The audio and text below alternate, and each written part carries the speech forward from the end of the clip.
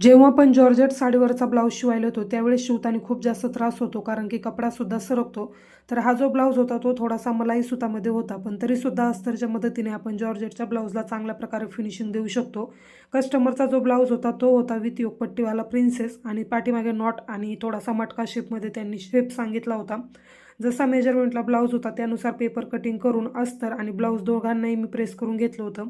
ज्यावेळेस तुम्ही blouse piece press करता त्यावेळेस नायलॉनवरती तुमचं जे काही प्रेस असेल त्याचं स्पीड ठेवायचं आणि त्यानंतरच प्रेस करायचं, नाहीतर तुमचा कपडा जळू शकतो. याची काळजी तुम्हाला जॉर्जेटचा कपडा शिवत असताना घ्यायची आहे.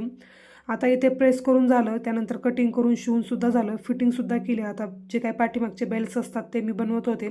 बेल्ट्स बनवून अटॅच केले आणि फायनल असा काहीतरी ब्लाऊजचा लुक आला होता. तुम्हाला कसा वाटला ते सुद्धा मला नक्की कमेंट करून सांगा. जॉर्जेटच्या कपड्यावरती मला फिनिशिंग जमली आहे का नाही ते सुद्धा कमेंट करायला नक्की विसरू नका. चला तर आपण भेटूयात नवीन ब्लाऊजसोबत, नवीन